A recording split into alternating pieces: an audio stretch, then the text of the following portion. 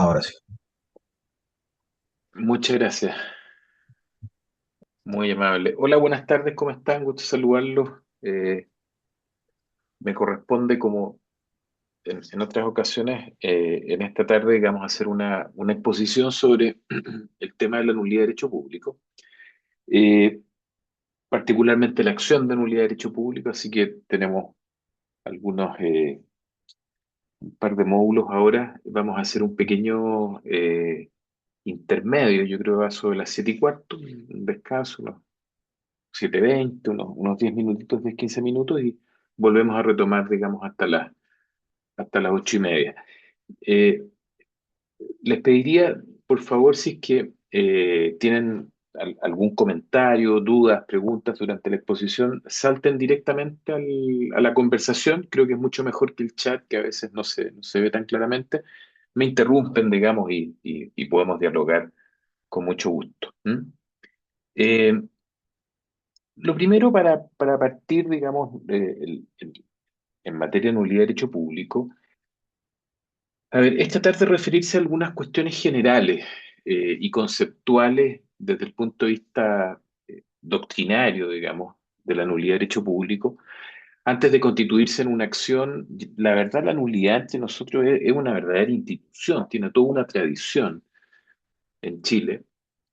Y vale la pena, en consecuencia, hablar un poquitito desde el punto de vista histórico de esa tradición y también explicar a la luz del derecho administrativo, del derecho público, las complejidades que ha tenido la admisión de la categoría de la nulidad, ¿no es cierto?, de los actos jurídicos públicos, para usar un término más amplio, en el campo, digamos, de nuestra disciplina.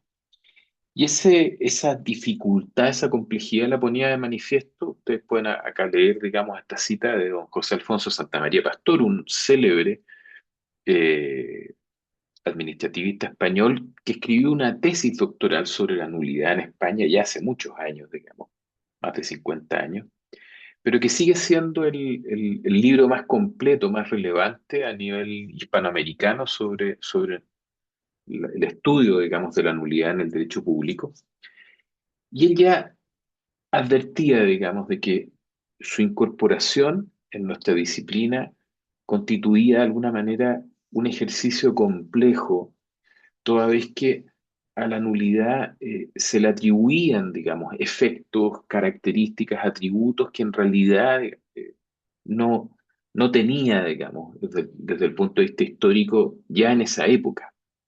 Y por lo tanto, ello producía o generaba muchas disfuncionalidades en ese traspaso del mundo del derecho común, del derecho civil, al campo del derecho público. Algunos de esos problemas en el campo de las nulidades de derecho público han detonado, digamos, en una serie de situaciones que se han apreciado, digamos, en nuestro medio jurídico, que ustedes las conocen, se han estado obviamente y conocen, como ciertamente lo saben, algunos de estos problemas a nivel del debate jurisprudencial, doctrinario, en fin, eh, y que tienen que ver con, por ejemplo, la, la carencia relativamente, digamos, crónica, la ausencia eventualmente de normas positivas, salvo una disposición constitucional y algunas muy, muy escasas en el nivel legal al día de hoy, que regulen precisamente el fenómeno de la validez o invalidez de los actos jurídicos públicos. Eh, la circunstancia, por ejemplo, de que también esa situación de invalidez, de irregularidad de los actos jurídicos públicos, de patología, digamos, de los actos jurídicos públicos, eh, tiene distintas denominaciones, en que tampoco la doctrina, a falta también de una regulación positiva, se pone de acuerdo, ¿no? La vigencia incluso de ciertos conceptos muy doctrinarios, digamos, que algunos autores, en el caso de don José Alfonso Santamaría Pastor, llamaba derechamente mito jurídico, parte de la mitología jurídica, como era el caso de este concepto de las nulidades de pleno derecho, nulidades ipso iure, muchas veces también la supremacía aquí de posiciones muy irreductibles, muy dogmáticas, eh, el olvido de la finalidad que persiguen las instituciones, digamos que en definitiva en toda nulidad obviamente hay un fundamento, eh, digamos, básicamente instrumental, ¿no es cierto? Servir a al principio de legalidad y no tratar a la nulidad como una institución en sí misma, digamos, ¿ah? Sin olvidar que naturalmente está para servir el propósito de la conservación, digamos, y el mantenimiento del principio de legalidad. Y de alguna manera, todos estos excesos y estos elementos, de alguna forma, uno los puede apreciar en el desarrollo histórico del análisis doctrinario que hemos tenido en Chile. Ahora, el punto de partida siempre en nuestras clases de derecho administrativo, ¿no es cierto?, está en esta norma tan escueta y tan antigua, ¿no es cierto?, que existe en nuestro derecho público histórico, que proviene del artículo 160 de la Constitución de 1833, ¿no es cierto?, que de manera muy breve establecía este principio de clausura, digamos, propio del derecho público, que prohíbe en general a los órganos estatales atribuirse, en el fondo, prerrogativas o facultades que no les hubiere establecido o conferido el ordenamiento jurídico bajo sanción de nulidad del acto respectivo. Sabemos que esta norma tan relevante, ¿no es cierto?, se transmitió, digamos, en nuestro derecho constitucional, se, a la Constitución desde luego de 1925, en su artículo cuarto, ¿no es cierto?, prácticamente con el mismo texto, con el mismo lenguaje, acompañado de esta otra disposición que era el artículo 87 de esa misma Constitución que establecía esta promesa incumplida del constituyente del año 25 del establecimiento de tribunales administrativos para la resolución de las reclamaciones de naturaleza contencioso-administrativa, ¿no es cierto? Y sabemos que esto tuvo una historia bastante, digamos, triste en términos de que no se logró, por cierto, nunca establecer una jurisdicción especializada, y por otra parte también los tribunales ordinarios de justicia, a partir de una jurisprudencia de la Corte Suprema del año 1938, declinaron de una manera muy, digamos, permanente, arraigada, la posibilidad de conocer de acciones dirigidas a reclamar la nulidad de decretos o resoluciones del Poder Ejecutivo, lo que se mantuvo vigente hasta los años 70 prácticamente. ¿Mm?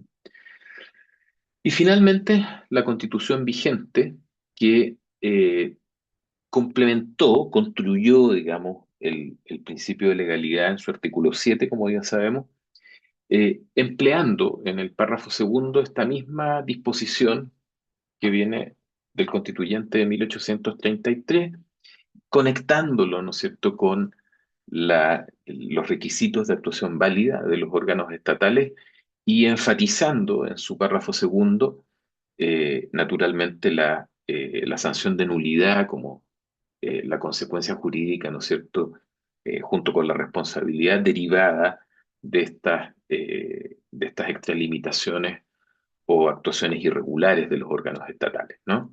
Eso complementado en la parte de abajo de la lámina, ustedes ven el texto original del inciso segundo del artículo 38, que viene a ser, de alguna manera, la continuidad de lo que era el artículo 87 de la Constitución del año 25, que establecía en el fondo el derecho de acción respecto de todos aquellos que se vieron lesionados en sus derechos por la administración en términos de poder ejercer reclamación ante los tribunales contenciosos administrativos, decía, ¿no es cierto?, ese texto original. Luego, el año 89, sabemos, se reforma para evitar precisamente las interpretaciones que venían de la época de la Constitución del año 25, y se agrega la frase tribunales que determine la ley, que es la que rige en la actualidad y que de alguna manera se interpreta como la referencia, por así decirlo, subsidiaria, que sean los tribunales ordinarios de justicia que conozcan de este tipo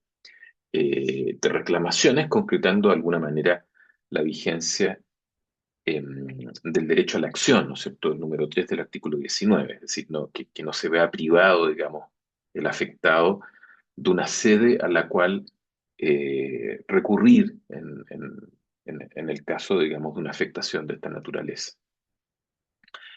Curiosamente, los procesos constituyentes que hace pocos años, ¿no es cierto?, tuvimos la oportunidad de observar, ¿no es cierto?, el año 2022, el año 2023, ambos procesos constituyentes eh, fueron deferentes, digamos, a esta institución histórica. ¿M? El proyecto de nueva constitución de la Convención Constitucional trataba el principio de legalidad en el propuesto artículo 16, que contemplaba en su párrafo cuarto también el mismo lenguaje que ya venía de la Constitución de 1833, concretándolo de alguna manera en una referencia mucho más específica a la idea, digamos, de la acción de nulidad, es decir, de un remedio de los ciudadanos, digamos, para los efectos de poder concurrir ante los tribunales, lo que iba a ser regulado esencialmente por la ley. Eso se, eh, digamos, unía a la existencia también de una disposición, que era el artículo 175, en el párrafo quinto, eh, que también establecía, digamos, un derecho a la reclamación contencioso administrativa, con una redacción, con un lenguaje un poquitito distinto al que contempla nuestro artículo 38, inciso segundo, pero más o menos con la misma funcionalidad, un poco, digamos, mejor redactado. La consagración en ese primer texto de tribunales administrativos era una de las tantas innovaciones que contemplaba, digamos, esa propuesta constitucional. Tribunales administrativos a nivel regional, ¿no es cierto?, que iban a tener un procedimiento unificado, simple, expedito, eh, y que iban a ser además tribunales de carácter colegiado. Eh, por lo tanto, había una innovación ahí muy interesante desde el punto de vista de lo que planteaba, por lo menos desde la perspectiva del derecho administrativo, ese, ese- esa propuesta constitucional haciendo resucitar, ¿no es cierto?, esta pretensión histórica de tener tribunales de lo contencioso administrativo. Eh, la segunda propuesta constitucional, eh, el- perdón, la primera propuesta también contemplaba, digamos, unas disposiciones transitorias que están acá expresadas, ustedes las ven, que tenía que ver eh, con un recurso anulatorio, no solamente anulatorio, también podía implicar la declaración de ilegalidad de las omisiones, en el tiempo intermedio, mientras se implementarían, digamos, estos tribunales contenciosos administrativos y el procedimiento aplicable, digamos, para el conocimiento de las acciones contenciosas administrativas, que es interesante ahí de dejarlo de manifiesto. Y el segundo proceso constitucional, en particular yo diría el proyecto de la comisión de expertos, que es interesante destacar, básicamente no contempló grandes innovaciones en la materia. El artículo 9, que era el equivalente al artículo séptimo actual, vigente, esencialmente mantenía, digamos, los mismos tres incisos que contempla la regulación actual prácticamente sin ningún tipo de variación. Eh, y se contemplaba un artículo 114 que de alguna manera venía a ser el desarrollo un poco más detallado del artículo 38 actual, en términos funcionales, eh, que en su párrafo segundo regulaba o hacía una referencia más específica a la acción de nulidad de los actos administrativos, eh, remitiendo a la ley, en el fondo, la regulación respectiva, ¿no es cierto? También regulaba la acción de responsabilidad estatal por falta de servicio en el párrafo 3, como ustedes ven, este proyecto de la comisión de expertos. Por lo tanto, hasta acá ustedes pueden observar que la verdad la nulidad de derecho público es una institución sumamente arraigada, digamos, desde el punto de vista histórico, como lo hemos visto, y también que en los procesos de cambio constitucional ha visto mucha deferencia y respeto por parte de los constituyentes de todos los signos, digamos, ¿ah? En definitiva. Así que es una institución bastante transversal desde esa perspectiva. Entremos un poquitito en los aspectos conceptuales y luego en el desarrollo, algunos elementos del desarrollo doctrinal. Desde el punto de vista conceptual, la jurisprudencia ha tenido dos grandes definiciones de nulidad de derecho público. ¿Ah? Primero la ha definido como una sanción de ineficacia, ¿no es cierto? Como no podía ser en el caso de una nulidad, eh, frente a la actuación de los órganos del Estado, digamos, que carecen de los requisitos que establece el ordenamiento jurídico en función de la existencia y validez de esos actos, ¿no?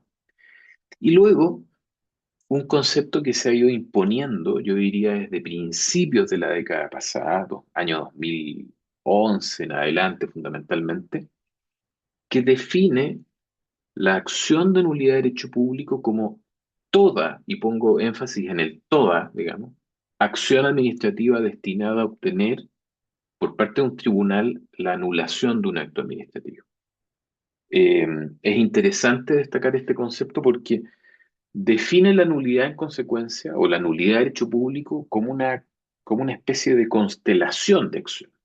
No habría una acción específica, como podría ser la acción general, esa acción que se deduce en juicio ordinario de mayor cuantía, ante un juez letrado, ante un juez civil, qué sé yo, sino que también acopla, digamos, una serie de otros procesos anulatorios. Por ejemplo, típicamente entre nosotros, las reclamaciones de ilegalidad que regula normalmente, digamos, la preceptiva de derecho público especial, digamos, al contemplar procesos o acciones específicas. ¿Mm? Lo que sí es importante destacar es que a partir de estos conceptos se, eh, se establece como un pilar, como un elemento esencial de la acción de nulidad, una naturaleza que es obvia, ¿no es cierto? El constituir, desde la perspectiva del derecho administrativo, lo que los especialistas llaman un contencioso objetivo para la tutela del principio de legalidad, digamos, de la acción estatal. El contencioso objetivo en el derecho público se opone, ¿no es cierto?, al contencioso subjetivo. El contencioso subjetivo, también llamado plenario, es aquel contencioso, por ejemplo, que persigue la declaración de derechos en favor de un afectado, digamos, o por ejemplo la declaración de una responsabilidad, por ejemplo, responsabilidad por falta de servicio. Ese es el contencioso subjetivo. El contencioso subjetivo, en consecuencia, más bien persigue el restablecimiento de la posición subjetiva, digamos, de quien pide, de quien accede, digamos, a la jurisdicción eh, y de una manera plenaria, completa, digamos, ¿ah? Acudiendo al ejercicio, digamos, de la plenitud de facultades que tiene el juez, digamos, para restablecer los derechos que una persona afectada ha visto agraviados. El contencioso objetivo es más limitado, es un contencioso limitado, es un contencioso revisor, es un contencioso que se restringe fundamentalmente a declarar la invalidez de un acto en protección, en tutela del principio de legalidad. Tiene como antecedente una antigua, vieja, digamos, acción que existía en el derecho, todavía existe en el derecho administrativo francés y que nace, digamos, a principios del siglo XIX, que es el recurso por exceso de poder, y que los propios autores franceses lo definían de una manera muy peculiar, pero que creo que da luces acerca de ese alcance, lo definían como un proceso al acto, es decir, un proceso en que el juez verdaderamente lo que enjuicia es el acto frente a la legalidad. Eh, y que es gráfico, digamos, muy elocuente en términos de demostrar, digamos, cuál es la posición del juez en este contencioso anulatorio, entendido como contencioso de carácter objetivo o contencioso también, se le llama así en el derecho administrativo, contencioso revisor. ¿Ah? Eh, esta idea de este contencioso inicial, meramente anulatorio, meramente revisor, digamos, de la legalidad de un acto, en el caso, digamos, del derecho administrativo francés, que es el derecho de referencia en esta materia,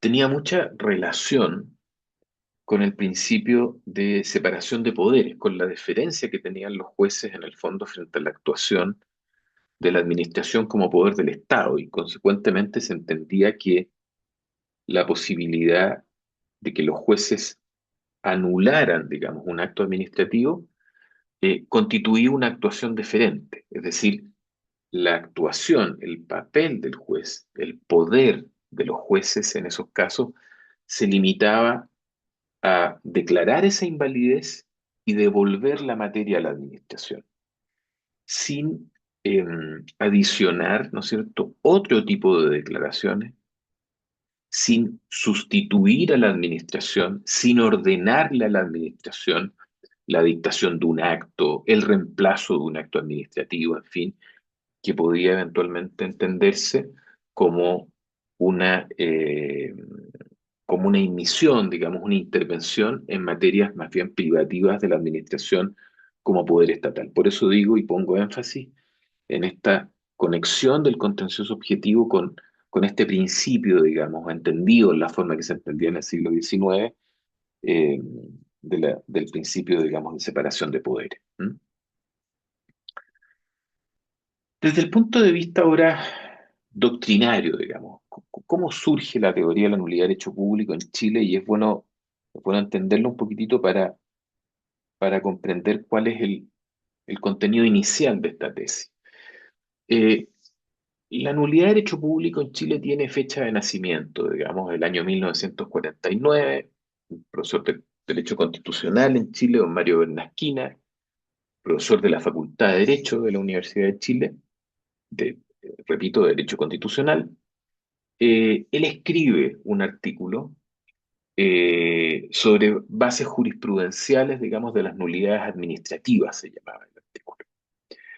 Y Bernasquina fundamentalmente lo que trata de establecer son los elementos para afirmar la existencia de nulidades administrativas en nuestro ordenamiento jurídico, a partir precisamente del artículo cuarto de la Constitución de 1925, que venía a esta disposición, que es el artículo 160 de la de 1833. Bernasquina era un jurista que jurista eh, que leía mucho a Hans Kelsen, en fin, y él partía de la base que eh, los actos irregulares, ¿no es cierto?, de la administración particularmente, debían entenderse como actos no imputables al ordenamiento jurídico, en la medida que padecían, ¿no es cierto?, de irregularidades. Él entendía que la nulidad del derecho público era radicalmente diversa a la nulidad del derecho civil, a la nulidad que regula, ¿no es cierto?, como modo de extinción de las obligaciones, eh, el libro segundo, digamos, del Código Civil de don Andrés Bello. Eh, y precisamente en razón de esas diferencias, él sostenía que estas nulidades no requerían de pronunciamiento judicial. Ustedes saben que la regla de las nulidades en el campo del derecho civil, si lo escribió don Andrés Bello, requieren, ¿no es cierto?, y establecen que solo existen nulidades judicialmente pronunciadas. Don Mario Bernasquina dice, no, en el derecho público puede haber nulidades que no requieren un pronunciamiento judicial.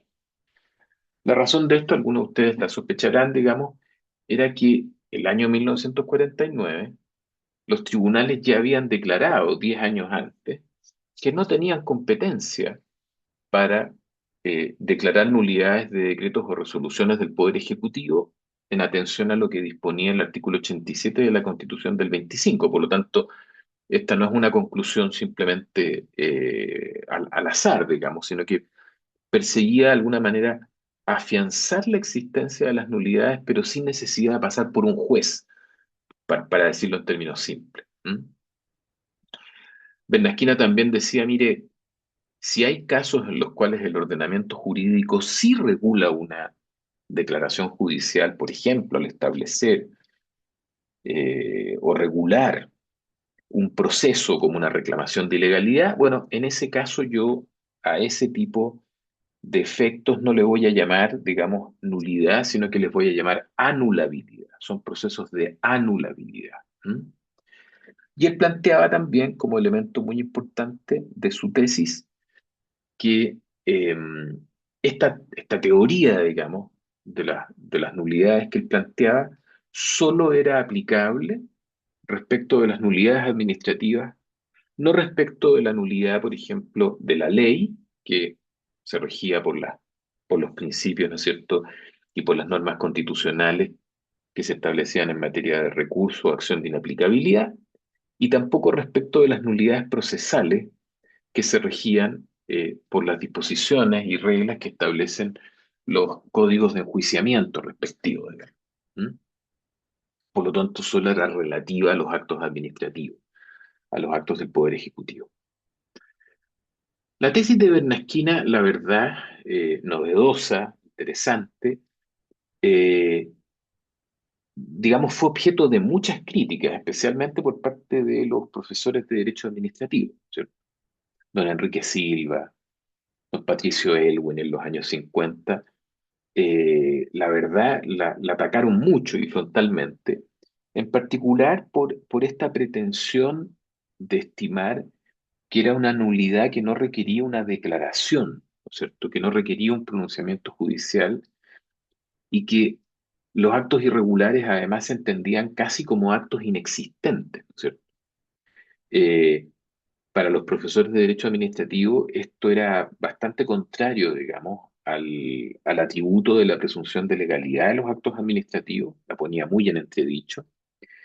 Y otros autores, Rodríguez Elizondo, por ejemplo, eh, planteaba que no era posible estimar la inimputabilidad de un acto al ordenamiento jurídico, es decir, su, en la práctica, digamos, su inexistencia, porque los actos irregulares, no tanto ser irregulares, la verdad, en la medida que el derecho se refiere a ellos, existen, digamos, y por lo tanto es más bien la necesidad de una sanción de ineficacia lo que se impone respecto de ese tipo de actos. En los años 80, la teoría de Bernasquina sufre, digamos, un revival, digamos, ¿ah? Particularmente a través de los profesores de Derecho Administrativo de la Universidad de Chile, de Eduardo Sotoclós, de Gustavo Fiamma, y en particular, digamos, luego de la dictación de la Constitución de 1980 por el juego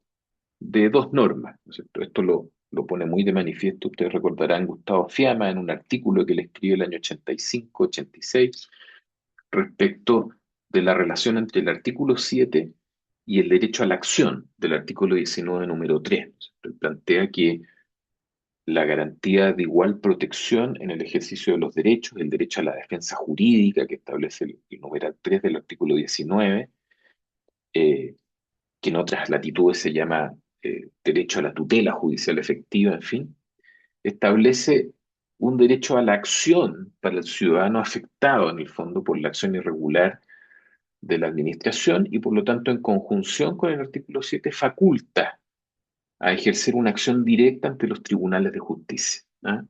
Para lo cual él decía, basta una legitimación activa, digamos, relativamente objetiva. Él no dice que es una acción popular, pero se acerca bastante, ¿ah? Es una legitimación, digamos, activa bastante objetivizada, por así decirlo, ¿ah? Y, por cierto, Eduardo Sotoclós, y en esto él construye, digamos, repitiendo muchos elementos que ya estaban en la tesis de Bernasquina, las características más clásicas de esta acción, es decir, considerarla como una nulidad que opera virtualmente como una inexistencia jurídica, ipso iure, ¿cierto? El ser insanable, no susceptible de subsanación, el ser perpetua, ser imprescriptible, y como decía, digamos, don Mario Bernasquina, no precisar de declaración judicial. Con la recuperación democrática a principios del año 90, digamos, y momento en el cual además comienza lo que se ha dado en llamar la década de los 90, una época de oro para la acción de nulidad de derecho público, también se inicia un arduo, un áspero, digamos, debate acerca de las características de la nulidad de derecho público, en función de ese debate que existió en los años 50, 60, también tiene como un resurgimiento.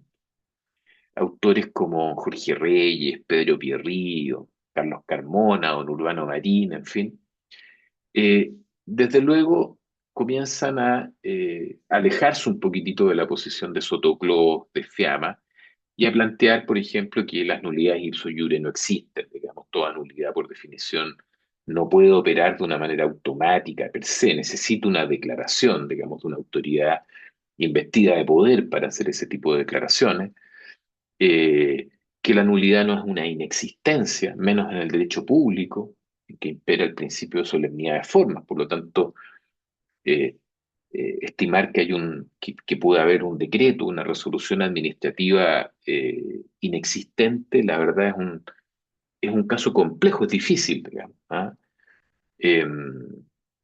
Precisamente por las formas de que están revestidos los actos de la administración. También se cuestiona, por lo menos a nivel de la doctrina, este carácter perpetuo, imprescriptible que se plantea respecto de la acción de nulidad, eh, su carácter de sanción única, es decir, el no poder ser desplazada en algunos casos extremos, límites, por otro tipo de sanciones como la responsabilidad, eh, el ser tan enteramente ajena a las reglas del derecho privado, considerando, entre otras cosas, que el derecho privado no es completamente ajeno a la nulidad de derecho público. Ustedes recordarán que en el artículo 1462 del Código Civil se establece precisamente como una hipótesis de objeto ilícito en el caso de los actos del derecho privado, la contravención a las reglas del derecho público chileno, que de alguna manera también eh, implica reconocer una cierta vinculación entre la nulidad civil y, y la nulidad, digamos, en el derecho público.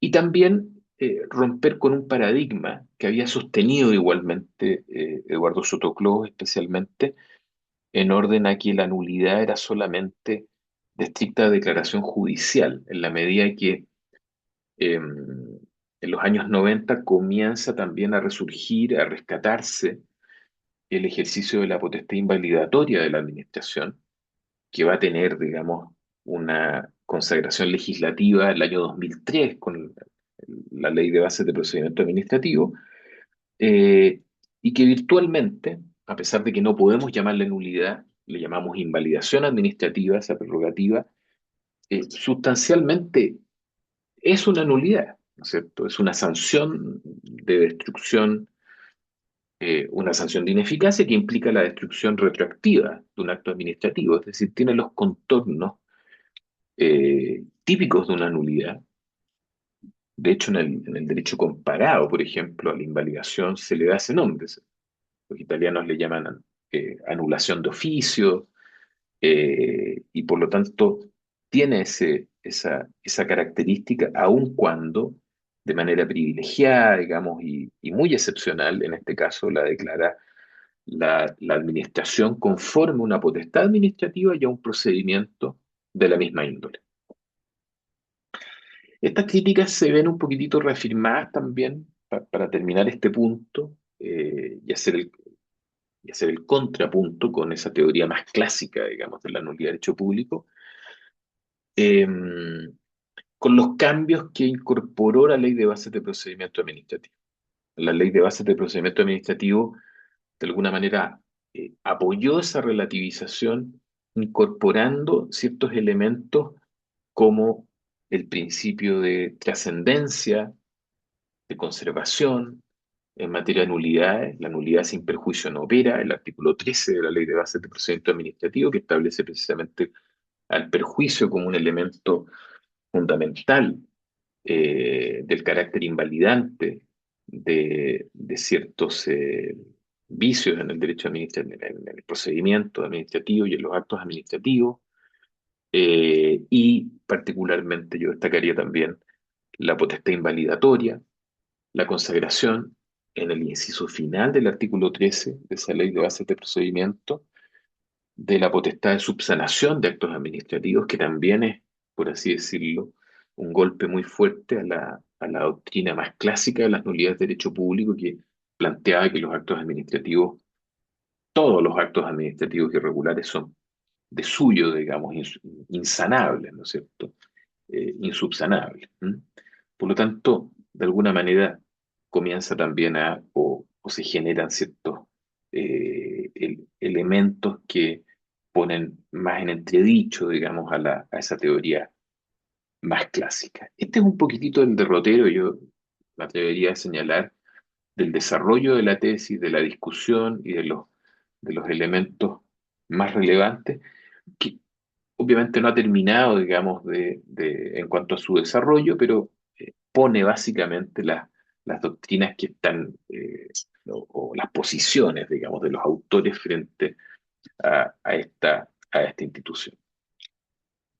Veamos a continuación muy brevemente lo relativo, digamos, a las causales que constituyen, en el fondo, los motivos que llevan, digamos, a la anulación de un acto administrativo. ¿Qué vicios, qué causales, qué motivos, ¿no es cierto?, justifican, en el fondo, la nulidad de un acto administrativo? Naturalmente, en el análisis de los vicios de los actos administrativos, ya falta de un régimen jurídico eh, completamente acabado, digamos. Nuestras normas jurídicas no establecen un régimen completo en relación a los vicios del acto administrativo, normas dispersas en la Constitución, en la ley de procedimiento administrativo, en fin. Pero normalmente los ordenamientos jurídicos y la doctrina, cuando tiene que estudiar en el fondo o enfocarse en el análisis del oficio de los actos administrativos, toma tres perspectivas distintas. Por una parte, la teoría del acto administrativo, ¿cierto? En que resaltan fundamentalmente, desde el punto de vista del análisis del acto administrativo, como decisión ejecutoria, ¿no es cierto? Como decisión formal de la administración, que contiene una declaración de voluntad en ejercicio de una potestad pública, tiene presente los atributos o los privilegios propios de esa declaración, que es la presunción de legalidad, artículo 3, inciso final de la ley 19.880, y también el privilegio de la ejecutoriedad, la posibilidad, ¿no es cierto?, de la administración de ejecutar de oficio, ¿no es cierto?, los actos administrativos, que también constituye un privilegio en más, una forma de autotutela, digamos. Eh, una autotutela declarativa, la presunción de legalidad, la otra una autotutela en el plano ejecutivo. También estos elementos, este enfoque proviene de la teoría de las nulidades, ¿cierto?, que ve a la nulidad como una sanción, como una consecuencia de la invalidez, que pone, particularmente en el campo del derecho público, vamos a tratar de verlo si alcanzamos, eh, en la gravedad del vicio, en la trascendencia del vicio, un elemento fundamental, ¿cierto? No cualquier vicio, no cualquier irregularidad produce la nulidad de un acto administrativo, sino que vicios particularmente graves, manifiestos y esenciales, digamos, ¿ah? Y en consecuencia surge como un contrapunto relevante, un contrabalance verdaderamente de la teoría de las nulidades, el llamado principio de conservación de los actos administrativos, que vamos a revisar brevemente. Y finalmente, la tercera vertiente, digamos, es la del estudio, análisis del procedimiento administrativo que aporta una serie de principios, ¿no es cierto?, que tienden muchas veces a eh, morigerar, digamos, el rigor de los vicios invalidantes y establecer, por así decirlo, un principio favor acti, ¿cierto? Es decir, favorable a la acción administrativa y por lo tanto que implica requerir un cierto umbral de gravedad y trascendencia en los vicios que puedan afectar a la actuación administrativa. Y ahí encontramos, por ejemplo, el principio de formalización del artículo 13 de la ley, el principio de celeridad, ¿no es cierto?, u oficialidad, artículo 7, y el principio de economía procedimental, todos presentes, artículo 9, todos presentes en la ley de bases de procedimiento administrativo. Las causales o vicios parten de una regla que también existe en el derecho privado, ¿no es cierto?, que es la regla tempus regit actum, es decir, que la validez de un acto administrativo se aprecia de modo estático al momento de, de la dictación o emanación del acto respectivo. Es decir, es una fotografía que se toma al acto jurídico, en este caso al acto administrativo, conforme a las normas vigentes en el fondo eh, que observan su nacimiento. ¿Mm? De forma tal que un acto, ¿no es cierto?, que ha sido dictado en forma regular y válida, no puede devenir en inválido con posterioridad. No hay invalidez sobreviniente. Hay sí casos de ineficacia sobreviniente o sobrevenida, que es distinto, pero que se incorpore con posterioridad a la dictación de un acto perfectamente válido en su nacimiento, que se incorpore luego un vicio, eso no es posible conforme a la regla tempus regit actum. En el fondo, esto implica, por decirlo, digamos, en algún sentido, que los vicios de los actos jurídico-públicos son vicios congénitos, son vicios que se aprecian en el momento en que esta criatura, digamos, nace a la vida, son generados, entran en vigencia. ¿M? Y por lo tanto, eh, no deben ser confundidos con otras hipótesis de ineficacia sobrevenida, ¿cierto? Hipótesis de ineficacia sobrevenida en el derecho administrativo lo tenemos en otras causales, por ejemplo, de extinción de los actos administrativos que se estudian en el derecho administrativo, quizás van a tener la oportunidad de analizarlo en este curso, como son el decaimiento de los actos administrativos, es decir, la pérdida o inutilidad, digamos, o ineficacia del acto derivado de la pérdida de presupuestos de este, la revocación, el acto revocatorio por razones de mérito, oportunidad o conveniencia, o la caducidad de los actos administrativos, caducidad guión sanción, se le dice en el derecho administrativo, que también es una potestad administrativa en cuya virtud se retira un acto administrativo básicamente por razones de incumplimiento de normas regulatorias esencialmente. Esas son todas hipótesis de ineficacia, pero no de invalidez. Es decir, cuando decae un acto, cuando se revoca un acto, cuando caduca un acto administrativo, esos fenómenos se producen respecto de actos que en su origen han sido válidos. ¿Mm? Por lo tanto, es importante tener presente esa circunstancia. Hay jurisprudencia en esta materia y tienen un caso que es un caso, digamos, muy relevante en esta materia y que afirmó el principio, ¿no es cierto?, de que en las nulidades de derecho público rige la regla tempus regit actum. ¿Cuáles son las causales que ha ido decantando la jurisprudencia de los tribunales de justicia? Hay varios fallos. Esto ha sido una construcción paulatina, digamos, e incremental. Yo la calificaría de esa manera.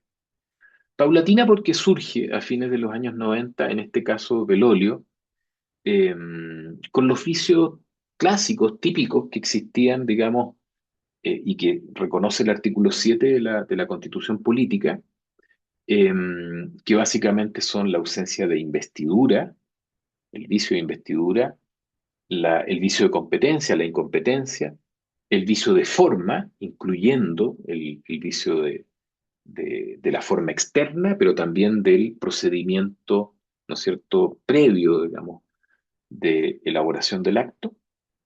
La desviación de poder, que no está mencionado en el artículo 7 de la Constitución, pero que sí aparece referido en las actas de la Comisión de Estudios Constitucionales, ¿ah? Cuando se estudió y se analizó lo referido a los artículos 6 y 7, se hizo referencia, no a la desviación de poder con ese nombre, pero se habló de la actuación de buena fe de los poderes públicos, ¿ah? Como implícita en los requisitos de actuación válida que regulaba, digamos, el artículo 7. ¿M? Y finalmente, y esto está más presente, yo diría, en el artículo 6 que en el artículo 7, eh, la idea, digamos, de la ilegalidad de fondo, ¿ah? De la violación de ley de fondo, como ilegalidad residual, ¿no es cierto? Todas las anteriores obviamente son ilegalidades, pero queda la ilegalidad de contenido, el hecho de que, ¿no es cierto?, los órganos del Estado deben someterse a la Constitución y a las normas dictadas en su conformidad, dice el artículo 6 en su inciso primero, es decir, el sometimiento a la ley y su contravención también como un motivo de anulación de los actos administrativos. Pero les decía que esto ha ido creciendo, digamos, con el tiempo y distintos fallos judiciales han ido agregando otros motivos de nulidad, han ido especificando, han ido eh, concretando otras causales, ¿no es cierto? Y a la ausencia de investidura, la incompetencia, se ha agregado, por ejemplo, ahí en el número 3, la inexistencia de motivo legal o de motivo invocado. Y en general, la referencia a lo que la Corte Suprema en algunos fallos ha llamado la ilegalidad en cuanto a los motivos. Eh, ¿Qué es el motivo?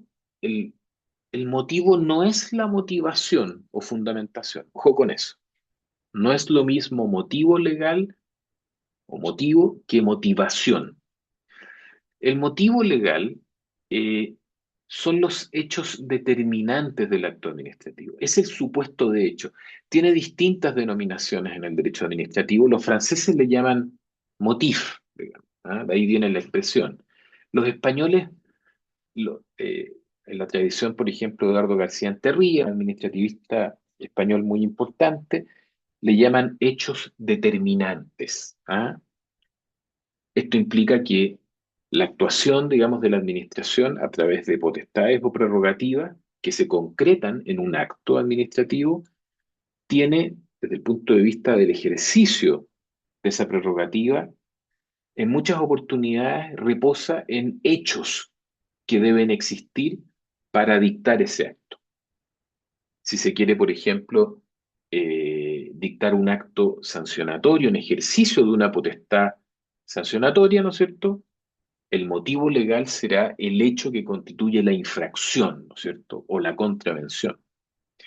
Si se quiere ejercer una prerrogativa para demoler un inmueble por parte de un alcalde, por ejemplo, artículo 148 de la Ley General de Urbanismo, el motivo legal será la ruina del inmueble o será la contravención a la Ley General de Urbanismo o a su ordenanza general, por darle simplemente algunos ejemplos.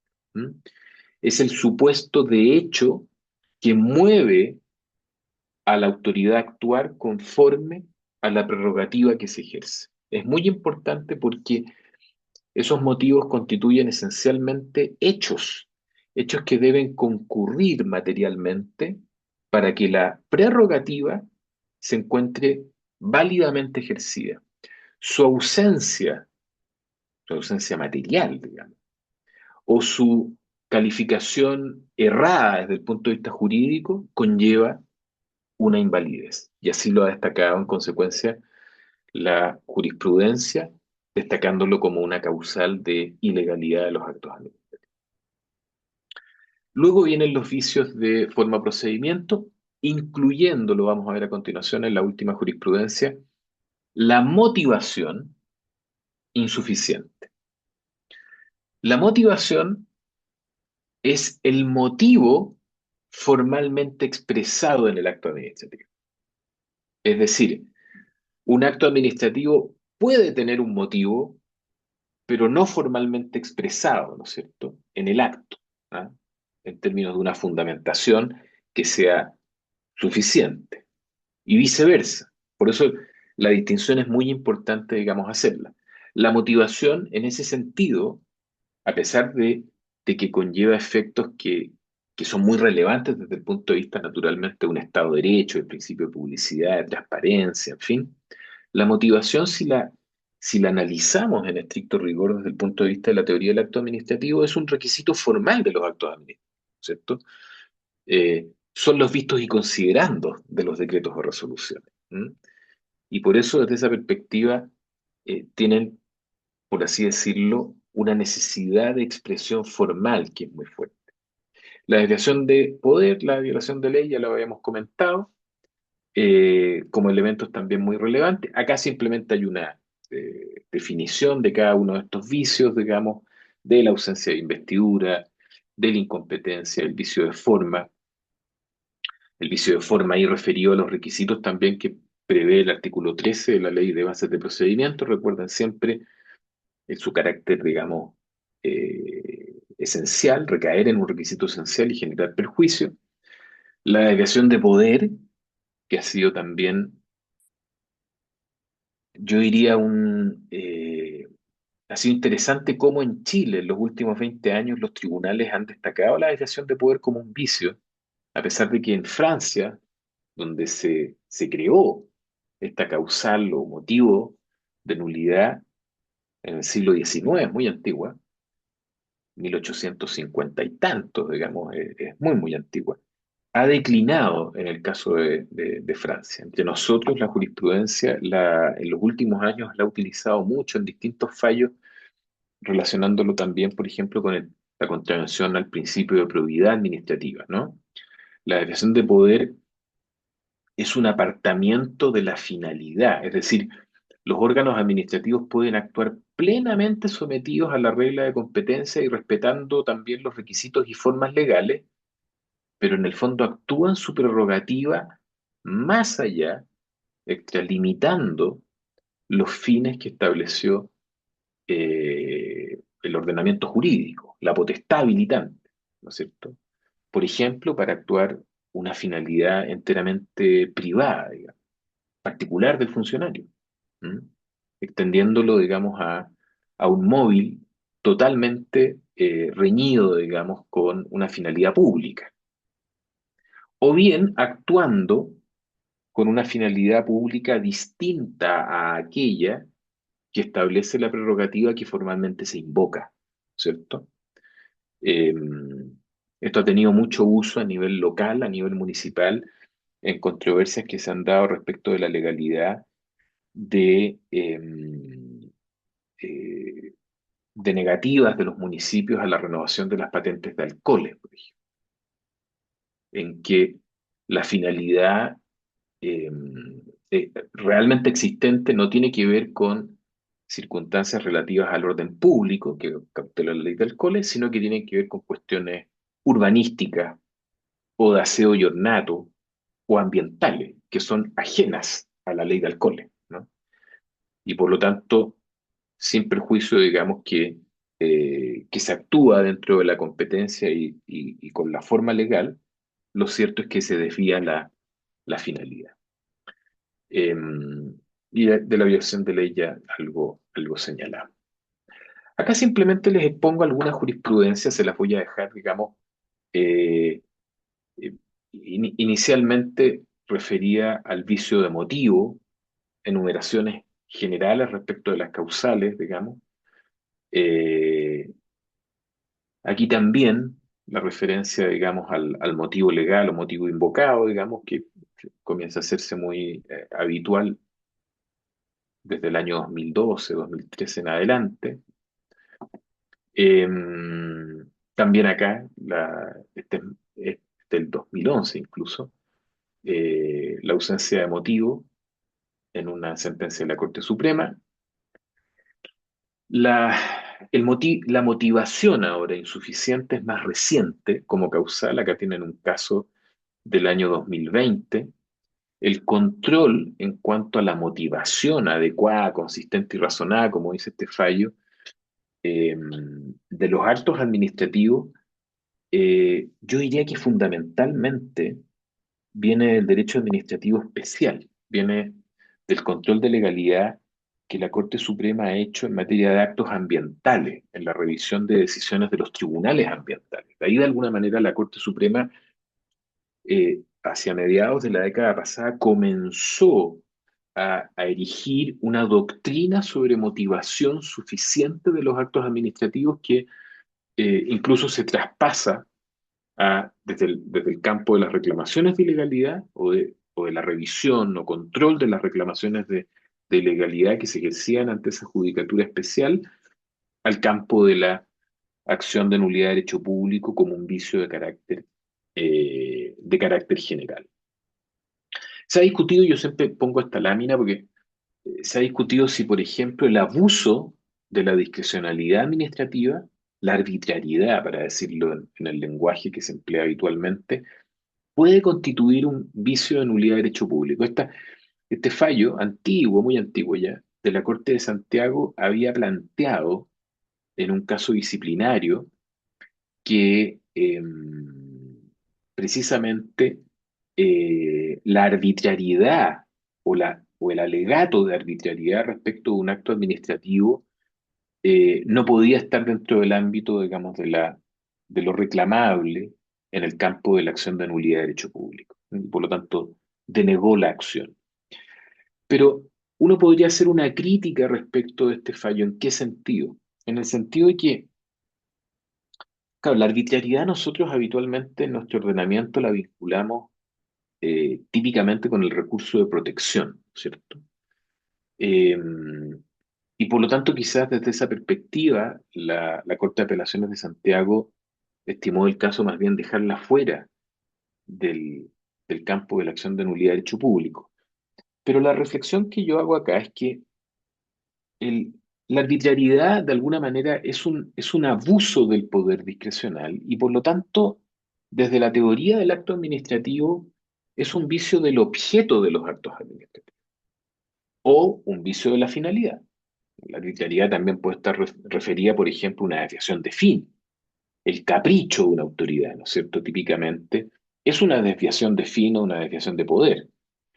El abuso de la discrecionalidad, por ejemplo, en los actos sancionados, en los actos sancionatorios, tiene un nombre que es la desproporción, la infracción, en el fondo, al principio de proporcionalidad. Y eso puede traducirse como un vicio del acto administrativo desde el punto de vista de su objeto. ¿M? Es una ilegalidad en consecuencia, una ilegalidad, una violación de ley, en el fondo, del acto administrativo que probablemente, ¿no es cierto?, si se plantea correctamente, idóneamente, en una acción de nulidad de derecho público, en el lenguaje más bien del acto administrativo, ¿no es cierto?, y de sus causales o vicios, podría eventualmente llegar a éxito, digamos, ¿ah? Probablemente acá el error fue haber planteado que el vicio era la arbitrariedad como tal, digamos, y no haberlo traducido, digamos, en el lenguaje más bien de los actos administrativos. Y finalmente, en este apartado, algo muy antiguo, solamente para recordarlo, en alguna oportunidad, en un fallo que fue muy lamentable, pero que nunca se volvió a repetir, la Corte Suprema, el año 2006, resolvió que la ilegalidad general, la violación de ley, no constituía un vicio de nulidad de derecho público, sobre la base de un argumento muy textual. Lo que dijo la Corte en un voto de mayoría, digamos 3-2, la tercera sala fue: la nulidad de derecho público está en el artículo 7 y el artículo 7 no se refiere a la violación de ley, sino que esa referencia la hace el artículo 6. Por lo tanto, al estar la nulidad como consecuencia en el inciso final del 7, no corresponde aplicar. ¿Mm? Ese fue la decisión de la mayoría y el voto disidente, la decisión de los dos ministros que concurrieron, digamos, a esta disidencia, creo yo que contempla, y así lo ha pensado también la doctrina, la interpretación correcta, ¿ah? Y que se ha terminado imponiendo, la verdad, con los años, que es la idea de que la nulidad de derecho público y la acción de nulidad de derecho público cautelan, tutelan ambos artículos, es decir, el artículo 6 y 7 de la Constitución, en términos de que es ese conjunto de normas el que contempla, ¿no es cierto?, el principio de legalidad de la acción estatal y por lo tanto la acción y la consecuencia anulatoria obviamente está enderezada, digamos, a cautelar ambas disposiciones y las que no pueden obviamente ser separadas, ¿no? Eso en cuanto a los vicios causales, digamos, o motivos de anulación. Yo les propongo hacer acá una pausa, unos 10 minutos, si ustedes quieren, y seguimos luego viendo los medios procesales de la nulidad y al final haciendo un repaso a alguna jurisprudencia relevante para ir terminando, digamos, esta exposición. ¿Mm? Así que hacemos la pausa ahora. Muchas gracias. Ok, vamos a ver a continuación los medios procesales de la nulidad del hecho público, la manera de hacerla valer, digamos, y de conducirla ante los tribunales de justicia y distinguirla de otras formas de acción que vale la pena, digamos, considerar y tener presente. Un poquito las tendencias que ha habido en esto y las variaciones o las oscilaciones que ha tenido la jurisprudencia durante los últimos 25 años en esta materia. En términos el punto que se plantea relevante aquí y es esencial, o que se ha planteado como relevante, esencialmente es la compatibilidad de la acción de nulidad de derecho público, que se llama por algunos autores acción general de nulidad de derecho público, que es aquella que se ejerce como una acción en juicio ordinario de mayor cuantía, con las reclamaciones de ilegalidad que teniendo un contenido, una pretensión, digamos, anulatoria en su seno, pueden contraponerse eventualmente a esa acción general, a esa acción ordinaria de nulidad. En una primera época, en los años 90 hasta principios, digamos, de la década del 2000, la jurisprudencia en general fue proclive a aceptar la posibilidad de eh, superponer, digamos, una acción general anulatoria pese a la existencia de procesos especiales de reclamación, de forma tal que si en un determinado o respecto de un determinado acto administrativo existía contemplada y regulada una reclamación o un reclamo de ilegalidad ante los tribunales de justicia ordinarios o especiales, ¿no es cierto? No obstante ello, se estimaba que siempre, por defecto, era perfectamente posible, digamos, eh, instar por una nulidad de derecho público mediante un juicio ordinario de mayor cuantía. Ese es el criterio, por ejemplo, que se sigue en varios fallos que analizan esta materia en relación, por ejemplo, al reclamo de ilegalidad municipal. Este es el caso de Shell Chile del año 2003, en que perfectamente, digamos, plantea que es posible demandar la nulidad de derecho público o un acto municipal, no obstante la existencia de un reclamo de ilegalidad. Ustedes comprenderán que en ese caso los plazos para reclamar de ilegalidad conforme a la Ley Orgánica Constitucional de Municipalidades ya se habían, digamos, habían vencido, digamos, hace bastante tiempo y se acudía en consecuencia a la acción de nulidad de derecho público. También hay un caso acá que solamente se los dejo, esto incluso es anterior, es de octubre del año 99, que tiene que ver con la misma situación en el plano, digamos, del reclamo de ilegalidad que hoy día contempla el artículo 151 de la Ley Orgánica Constitucional de Municipalidades. Eso en una primera etapa, en una primera época. Luego, más o menos en esa misma época, esto es del año 2005 en realidad, eh, comienza a plantearse un matiz, un giro a nivel de la jurisprudencia.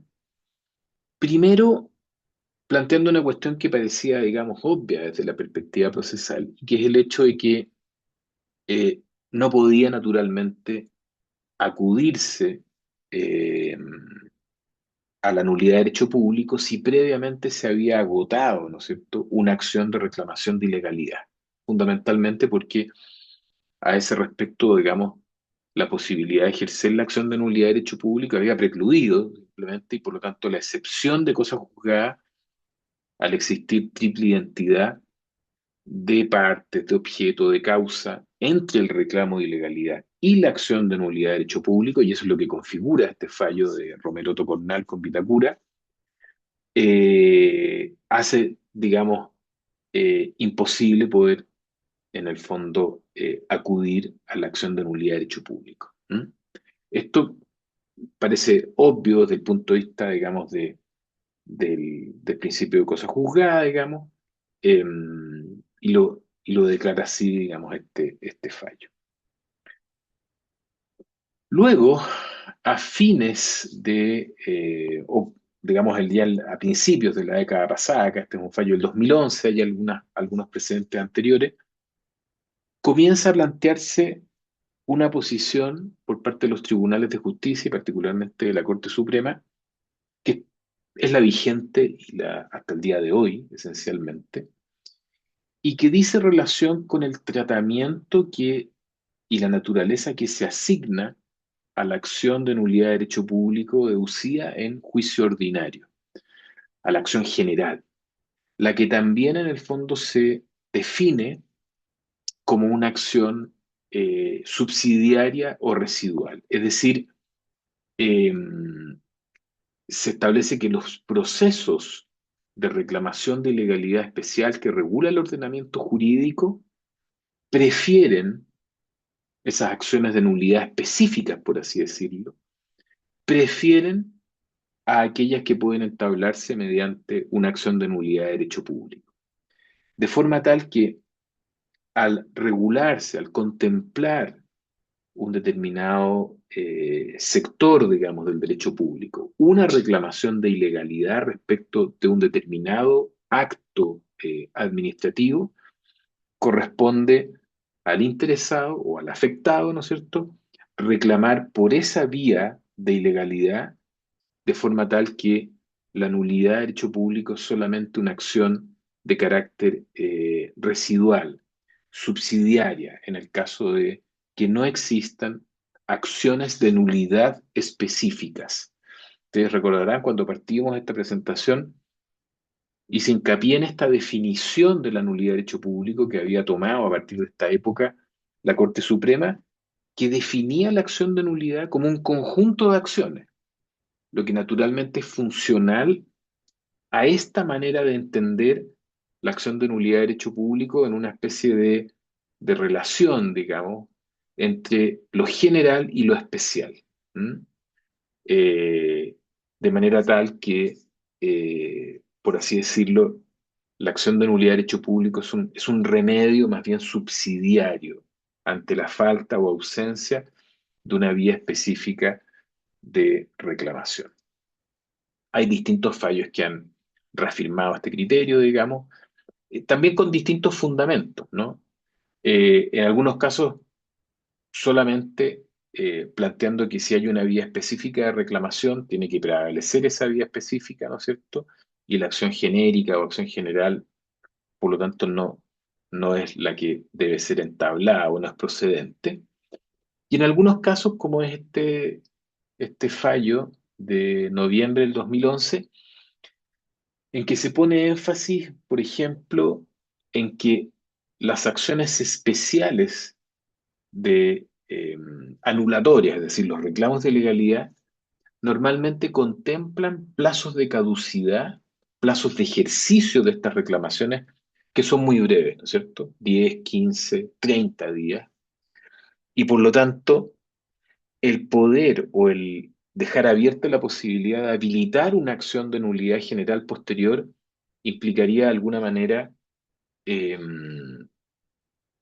desconocer que en esos casos ha operado, digamos, una preclusión en términos de no haber ejercido eh, oportunamente la vía especial de reclamación anulatoria. ¿Mm? Por lo tanto, se añade ahí un argumento nuevo.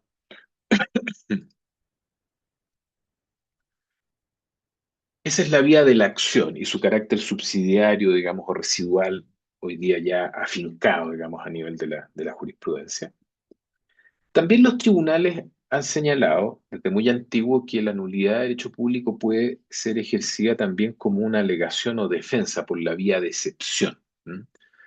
Aquí tenemos el caso Lewin con empresa de correos en que, si bien es cierto, se desechó la defensa para enervar una determinada demanda, defensa que estaba basada, ¿no es cierto?, en argumentos de nulidad de derecho público. Lo cierto es que la, eh, la Corte Suprema reconoce naturalmente que puede la nulidad de derecho público ser planteada por parte del demandado como una excepción o defensa. Y este punto de la excepción de nulidad de derecho público me parece que es interesante para eh, plantearles una diferenciación en relación a la nulidad con otra institución que en el derecho público tiene una cierta raigambre, digamos, o tradición, y que puede generar, digamos, una cierta confusión. Y me estoy refiriendo a la acepción de ilegalidad o de inaplicación. Esos son los dos nombres que recibe especialmente a nivel del derecho comparado. ¿Mm? Esta es una institución, la excepción de ilegalidad o inaplicación, que tiene relación fundamentalmente con las facultades de los jueces y específicamente con la facultad que se reconoce a los jueces o tribunales para prescindir de ciertas normas inferiores a la ley para la resolución de un supuesto concreto, sin observar la norma que se le convoca, digamos, o que se convoca para la resolución jurisdiccional. Repito, cuando esa norma es una norma infralegal, típicamente un reglamento, por ejemplo, y en segundo lugar es obviamente ilegal. Esto se justifica en el poder, la potestad que se reconoce a los jueces para examinar la validez de las normas sublegales, previo, digamos, a su aplicación en función de preservar el principio de vinculación del juez a la ley, ¿no? Nosotros sabemos que los jueces están vinculados a la ley. En nuestro ordenamiento jurídico no pueden declarar la inaplicabilidad de una ley, ¿no es cierto? Si estiman que hay alguna razón para estimar su inconstitucionalidad, deben necesariamente, incluso lo pueden hacer de oficio, denunciar eso al Tribunal Constitucional, pero desde el punto de vista de las normas inferiores a la ley, normas administrativas, normas que provienen, por ejemplo, de la potestad reglamentaria del presidente, resoluciones normativas, en fin, y otro tipo de disposiciones regulatorias de rango administrativo, eh, los jueces están obligados a pronunciarse sobre su compatibilidad en el fondo con la ley, porque la aplicación de un reglamento ilegal equivale a dejar sin aplicación una ley, ¿cierto? Y naturalmente la aplicación de un reglamento se hace en el supuesto de ser conforme a la ley. Eh, Naturalmente, la posibilidad de que un juez rechace la aplicación de una norma inferior, de una norma sublegal por ser contraria a la ley, no es una nulidad, porque no se deja sin efecto, digamos de manera general, con efecto erga omnes, sino que únicamente implica una inaplicación al caso particular en que se pretende aplicar esa disposición administrativa ilegal. Su fundamento, en consecuencia, no es solamente el principio de legalidad, sino que también el principio de jerarquía normativa. Y esta forma de control, de co- es como una forma casi de control indirecto, digamos, tiene una tradición jurídica importante en Chile, ¿cierto? Ya existía, ¿no? A nivel comparado, proviene, digamos, digamos, está documentado desde el siglo XIX en adelante, en distintas jurisdicciones. Dicen que surge en la jurisdicción penal, permitiendo fundamentalmente a los jueces eventualmente apreciar determinadas causales exculpatorias en el caso de ciertas faltas, contravenciones que se definen en los códigos penales como conductas contrarias a los reglamentos. Entonces, normalmente los jueces en ese caso se estimaba podían definir si esos reglamentos eran o no contrarios a la ley, para los efectos de dejarlos sin aplicación. De ahí, esto estamos hablando de los 1830, 1840, y de ahí comienza, digamos, a desplazarse a otras jurisdicciones. Aquí ustedes ven en pantalla un caso civil, curiosamente, en que era una demanda de cobro de pesos, digamos, por una comisión de corretaje entre un particular y el Servicio Nacional de Salud. Derivaba esencialmente de un contrato de comisión de corretaje, no era un acto jurídico público, no un decreto, una resolución, y se discutía esencialmente, eh, digamos, la legalidad de un reglamento que regulaba una ley de los años 40 y que establecía que la comisión de corretaje o la remuneración por la compraventa de inmueble, decía el reglamento, constituía un 2% para el comprador y un 2% para el vendedor, en circunstancias de que la ley la regulaba en un 2%. El reglamento decía era un 2 más un 2, eso es 4, ¿no es cierto? Y en esa parte, por ejemplo, acá, el juez acoge la excepción de ilegalidad del Servicio Nacional de Salud, nada menos, y señala que ese reglamento no puede ser aplicado, digamos, en el exceso. ¿Ah? Ya se había pagado un 2%, que era el monto, digamos, que remuneraba esa operación, y no correspondía reconocer el derecho a pagar, digamos, eh, el 2% adicional en exceso de lo que establecía la ley, ¿no es cierto? Ahí hay un caso de inaplicación. Más modernamente, nuestros tribunales, aquí hay un par de casos uno del año 90, otro del año 2000, 96 y 2000, se ha aplicado, por ejemplo, en materia de recurso de protección, en que se ha estimado por parte de una corte de apelaciones, en este caso, desconocer la eficacia o la aplicación de una norma reglamentaria para resolver, ¿no es cierto?, sobre la legalidad o ilegalidad de un determinado acto recurrido, ¿no?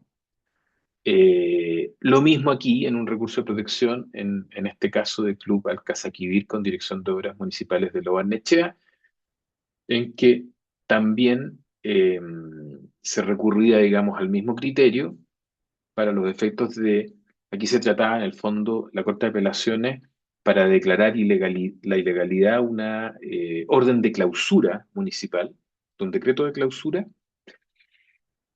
Se consideró ilegal una disposición de la Ordenanza General de Urbanismo y Construcciones, que es un reglamento, y estimó que era contraria a la Ley General de Urbanismo en materia de regulación de los estacionamientos, digamos, de ciertos establecimientos comerciales, ¿m? En la forma en que establecía, digamos, la configuración del límite y de las formas jurídicas, digamos, de cumplir con ese requisito, y lo deja, digamos, eh, se niega, digamos, a aplicarlo para dar primacía a la Ley General de Urbanismo.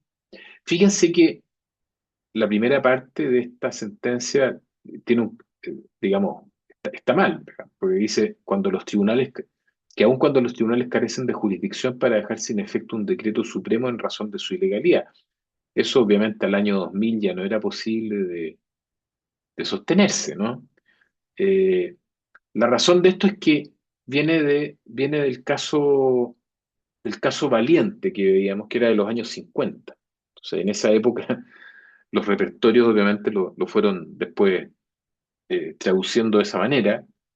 En los años 50 era válido, porque efectivamente el criterio jurisprudencial de la época decía que los tribunales ordinarios carecían de jurisdicción para dejar sin efecto decretos o resoluciones del Poder Ejecutivo. Pero eso, naturalmente, después de 1989 ya no tiene asidero, ¿no? Eso en cuanto a la inaplicación o a la excepción de ilegalidad para distinguirla, por favor, de la nulidad de derecho público y hacer esa separación. Unos minutos para conversar o comentarles algo sobre el principio de conservación y dejarles la jurisprudencia solamente. Hacerles presente que uno de los principios más relevantes en materia de nulidad de derecho público y muy destacado por la jurisprudencia es el principio de conservación de los actos. El principio de conservación de los actos eh, viene del derecho privado también, ¿cierto? Es un principio que afirma la existencia de un valor jurídico en la mantención de aquellos actos que son capaces de alcanzar eh, la finalidad, ¿no es cierto?, que les encomienda el ordenamiento jurídico.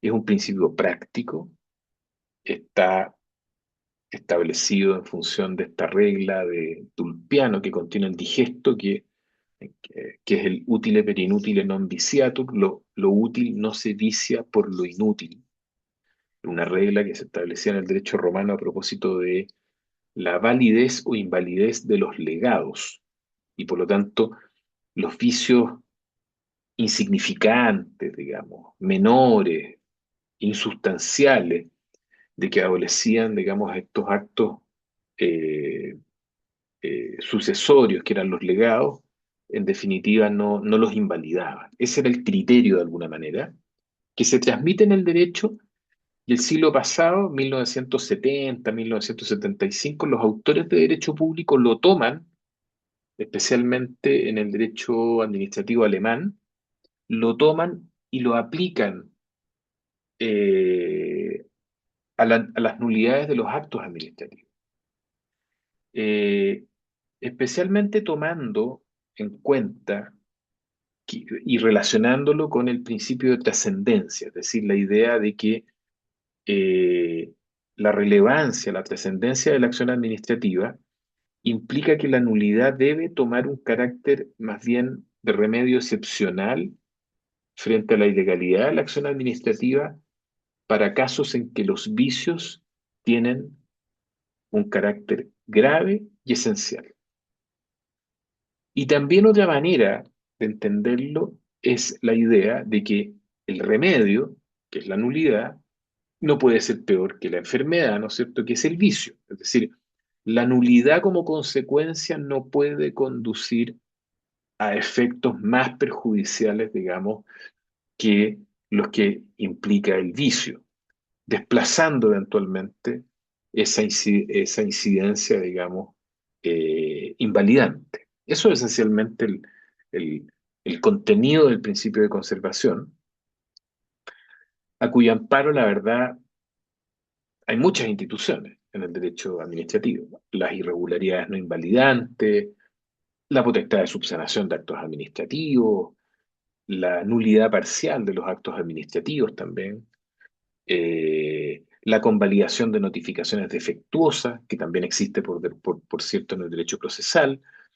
la teoría de la conversión de los actos, y particularmente los actos administrativos, la teoría del funcionario de hecho en relación a los vicios o causales o irregularidades relacionados con el nombramiento e investidura de, de funcionarios públicos, todos vicios, motivos, ¿no es cierto?, causales que de alguna manera se morigeran mediante la intervención de este principio de conservación de los actos administrativos. Este es un principio que esencialmente es un principio favorable a la economía de la energía administrativa. ¿Mm? Tiene mucho que ver también con la idea de la economía procesal o procedimental, ¿no es cierto? El razonamiento es que en la actividad de los poderes públicos, eventualmente, digamos, el economizar energía administrativa es relevante y eso justifica igualmente que cierta actividad administrativa, en la medida que naturalmente no produzca un perjuicio respecto de terceros, digamos, eh, debe ser aprovechada, ¿no? Y particularmente cuando esos mismos actos administrativos producen eh, ciertos efectos trascendentes desde el punto de vista del bien común.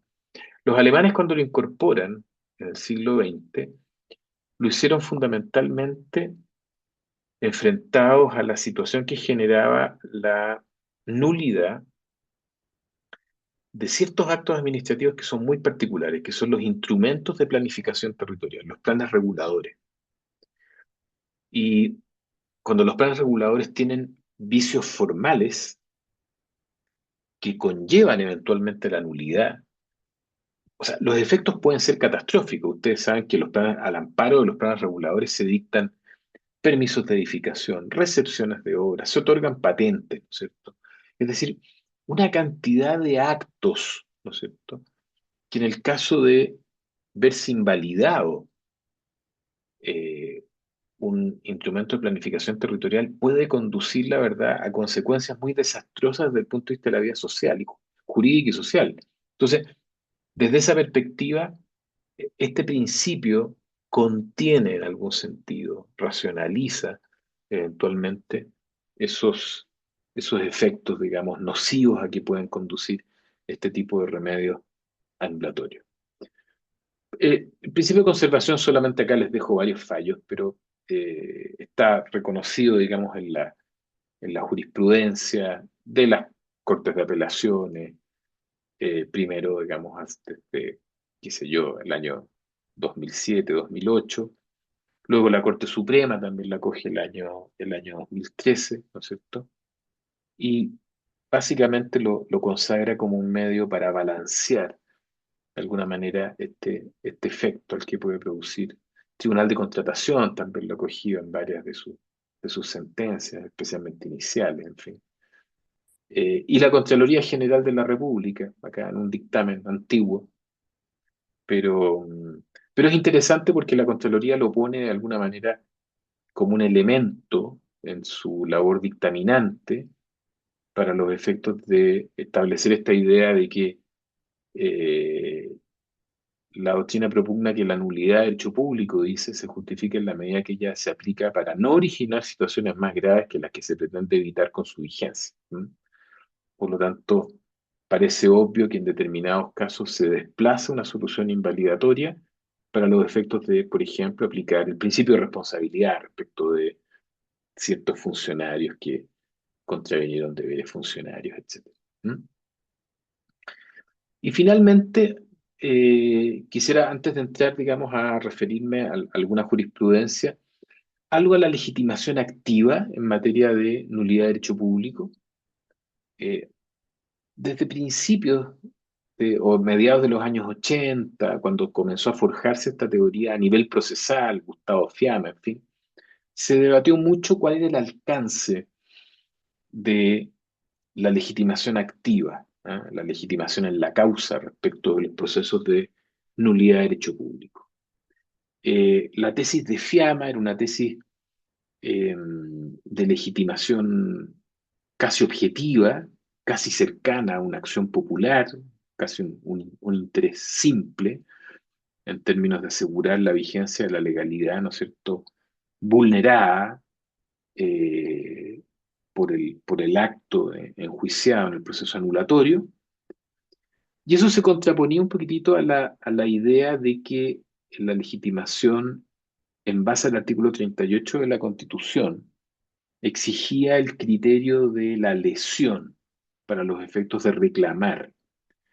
Eh, y como la acción de nulidad de derecho público en muchas oportunidades se ejercía como un juicio ordinario de mayor cuantía, normalmente se utilizaba también la referencia al artículo 23 del Código de Procedimiento Civil que exige un interés actual en términos de ver comprometido un derecho en juicio. Y por lo tanto, desde esa perspectiva también se llegaba más bien a la conclusión de que había una cierta legitimación activa que tenía que estar o tenía que evidenciar una relación del demandante, del sujeto que acciona, con el contenido, con el objeto del proceso, una relación relativamente directa.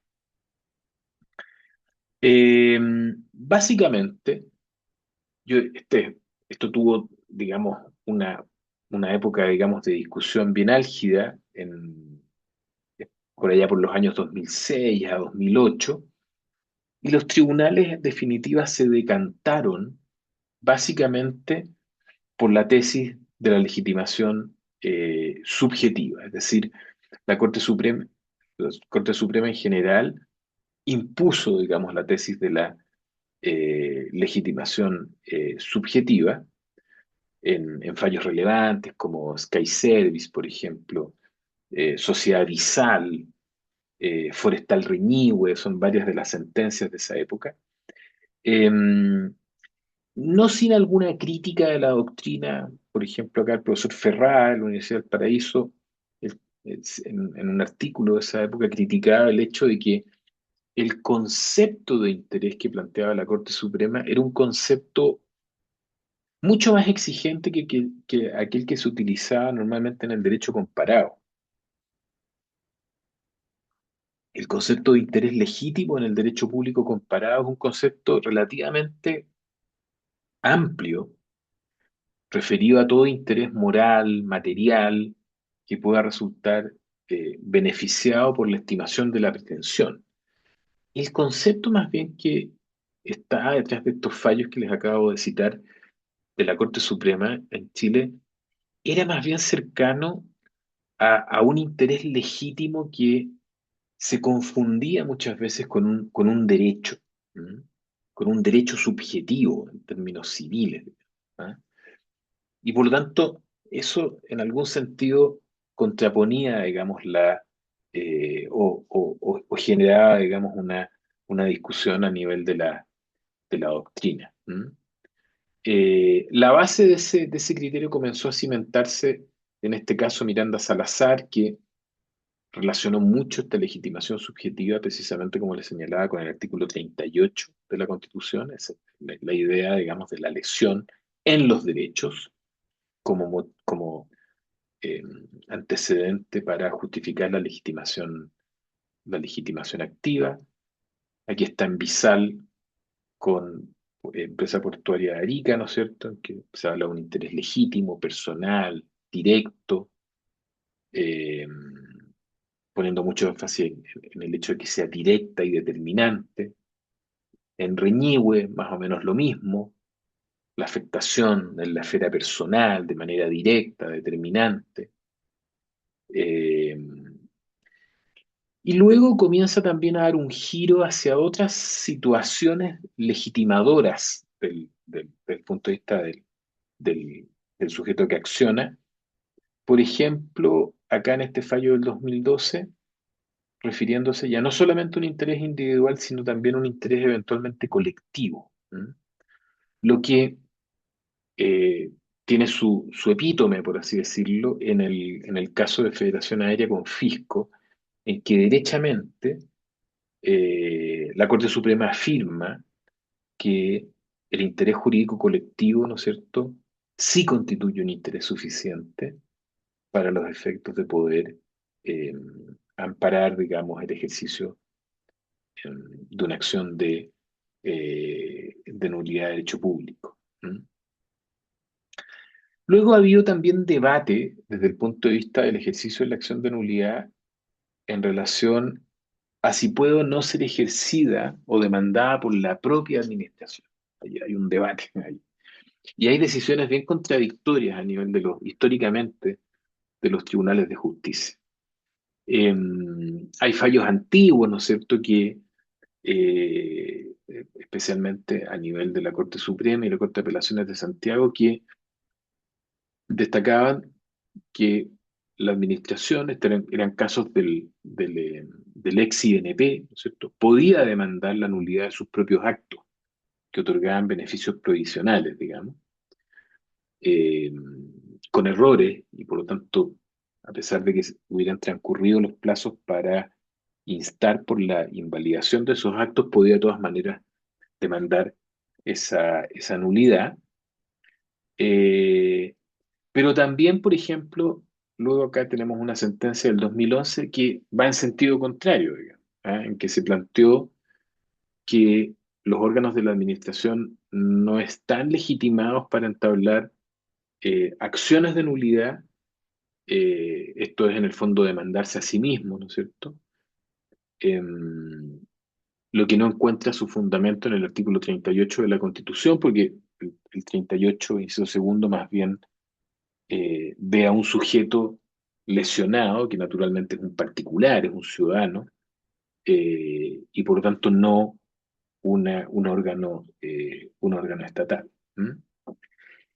Y desde el punto de vista de la legitimación pasiva, yo diría que naturalmente el demandado tiene que ser el órgano administrativo autor del acto, pero lo que se ha discutido más es respecto de la posibilidad de tener que constituir, digamos, un supuesto de legitimación conjunta respecto de los particulares que se pueden ver beneficiados por el acto administrativo anulable. Es decir, lo que la doctrina procesal llama el litis consorcio pasivo necesario, ¿no? La necesidad jurídica de configurar una relación procesal que refleje en el fondo la complejidad de la relación material obligatoria que plantea el acto recurrido, ¿no?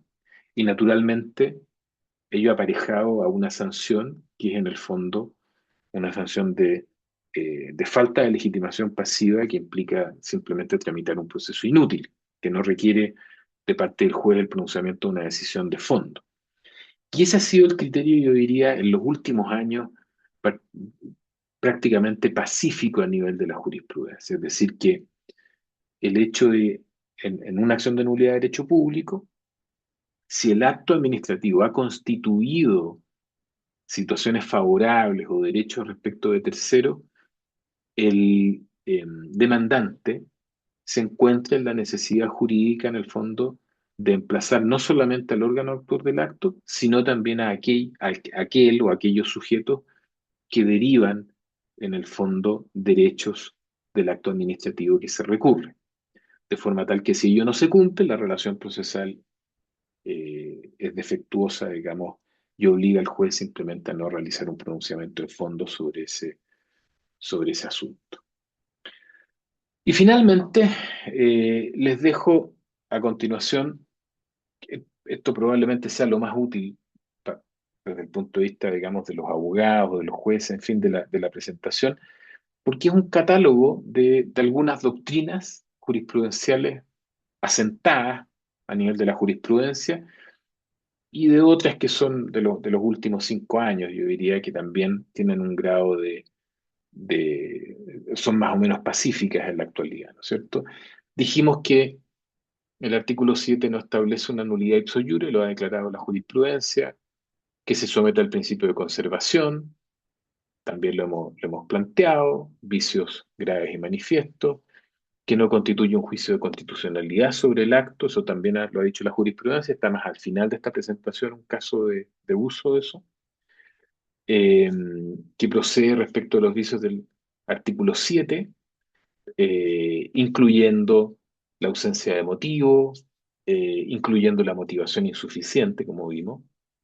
Eh, es, es también importante destacar que la jurisprudencia, desde el año 2000, de una manera eh, muy pacífica, ha planteado de que la acción de nulidad de derecho público es imprescriptible, pero las acciones restitutorias o indemnizatorias de carácter patrimonial que pudieran estar asociadas a la nulidad prescriben de conformidad a las reglas generales. Eh, no puede intentarse, ya lo dijimos también, si existe una vía específica de reclamación, porque en ese caso la vía específica es la acción de nulidad que otorga el ordenamiento jurídico.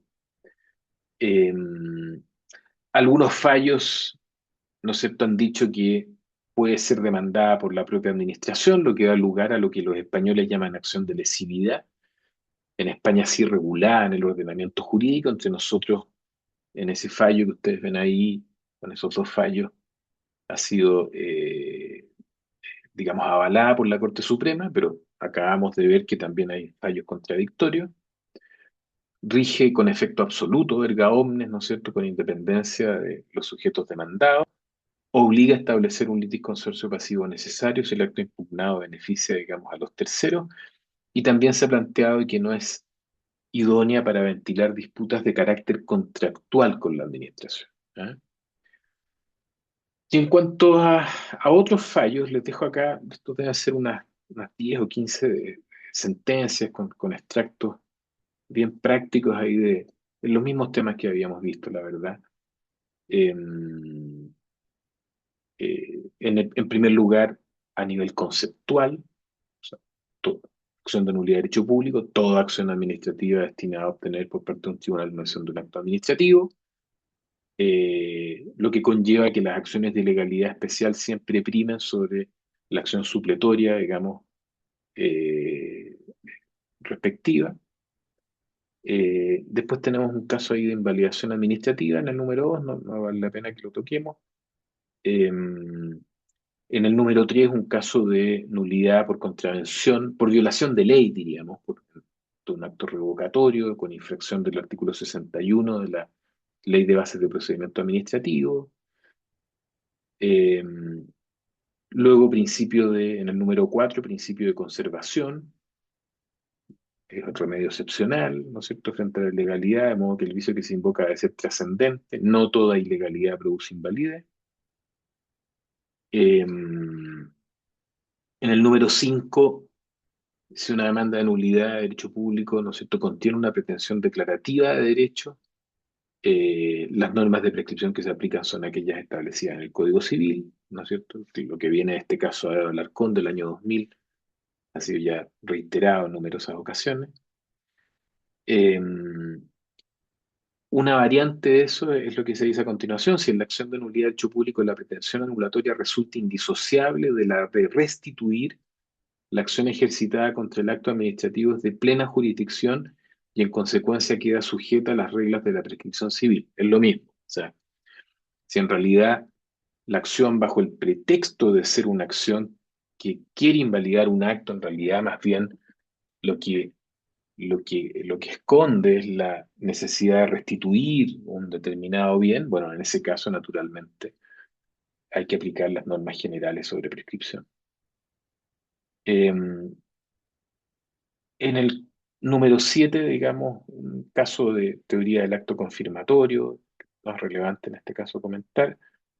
En el número 8,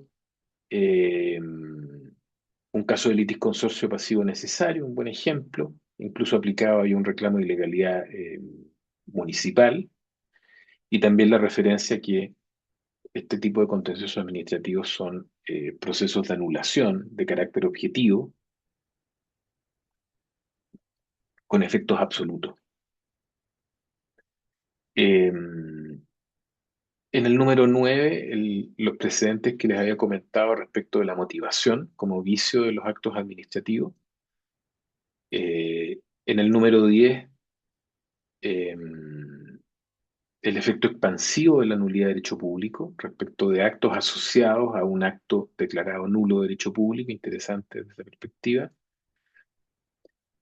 En el número 11, ¿no es cierto?, que por razones de interés público, el allanamiento, una acción de nulidad de derecho público contra un acto administrativo no está permitida, digamos, en esos precedentes.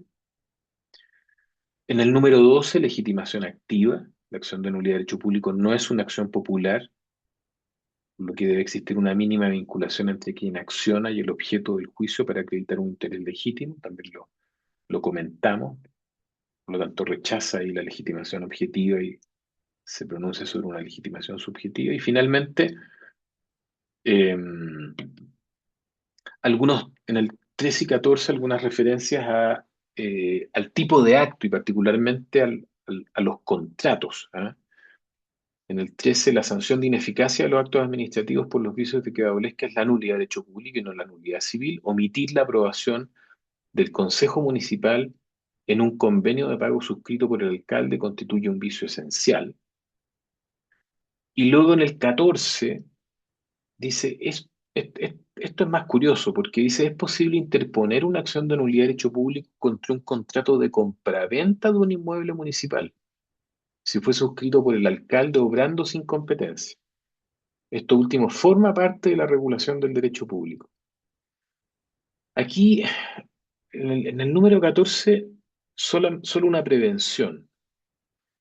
Si el acto es un contrato de compraventa civil, en este caso de un inmueble de propiedad municipal, la acción era una acción de nulidad civil, no una acción de nulidad de derecho público que procede en contra de un acto administrativo. En consecuencia, eh, el hecho de que sea una acción civil en contra de una compraventa y el vicio invocado sea que el alcalde obró sin competencia no es extraño, porque ese es un vicio que implica objeto ilícito conforme a 1462, ¿no es cierto? Contravenir el derecho público chileno. No hay nada de raro en eso.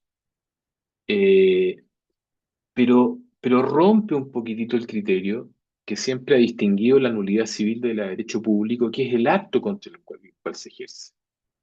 En un caso, un acto jurídico público, nulidad de derecho público, y en el otro, un acto de naturaleza civil, un acto o contrato de naturaleza civil. Bueno, en el número 15, ¿no es cierto? Legitimación pasiva y legitimación pasiva conjunta a través del litis consorcio pasivo necesario. Y finalmente en el 16, una sentencia del año 2022 respecto del vicio de falta de motivación como vicio de nulidad de derecho público. Eso es lo que tenía yo preparado hoy día, digamos, esencialmente en esta presentación. Quedo a su disposición si quieren hacer alguna pregunta o ustedes prefieran. Profesor, una duda por acá. Ujú. Es que me cuesta entender o asimilar que la propia administración pueda tener legitimación activa respecto de los actos que ella misma ha creado.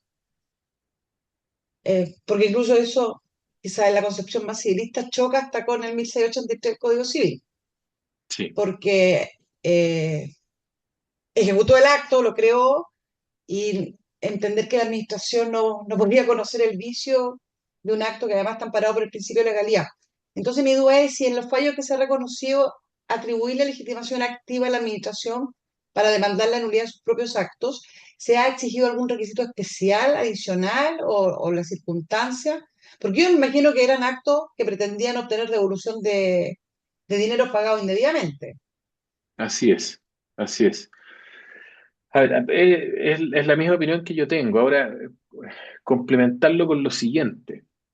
En el derecho comparado existe esa posibilidad, se recoge esa posibilidad por motivos prácticos que tienen que ver con cuestiones relacionadas con el interés fiscal, son motivos fiscales.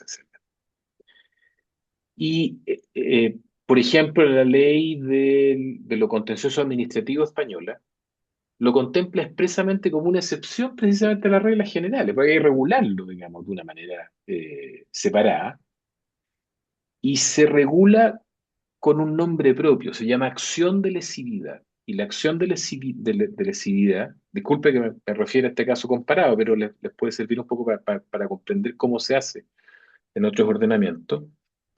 La acción de lesividad habilita a un órgano administrativo a demandar a un tribunal de justicia, pero previo a esa demanda debe existir una resolución administrativa que declare que el acto es lesivo a los intereses fiscales.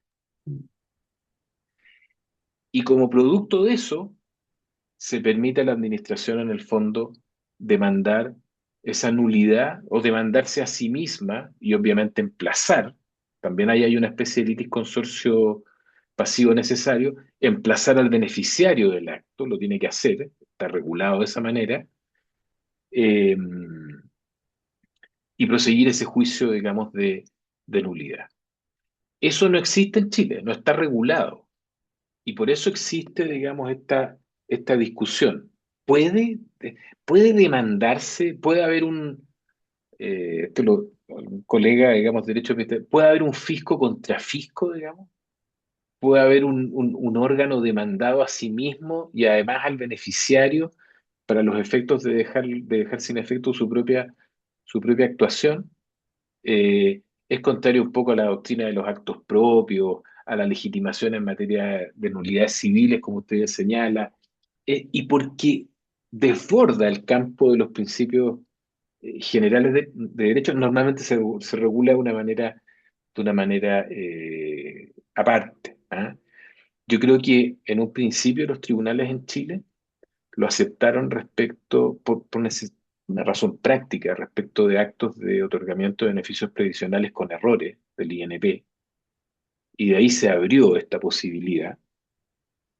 Y siempre finalmente, siempre se contrapone esto con el argumento de la propia potestad invalidatoria de la administración. Se dice, bueno, pero usted, ¿por qué tiene que demandar ante los tribunales si usted tiene una potestad invalidatoria que puede ejercer en materia administrativa general son 2 años, en materia previsional creo que son 3 años, digamos, eh, y por lo tanto si no la ejerce, la situación se consolida. Pero normalmente la acción de lesividad trata de equilibrar estos dos intereses de alguna manera. Es una discusión abierta. ¿Ah? Como ustedes ven, hay decisiones en ambos sentidos, digamos. Eh, es un tema interesante. Gracias, profesor.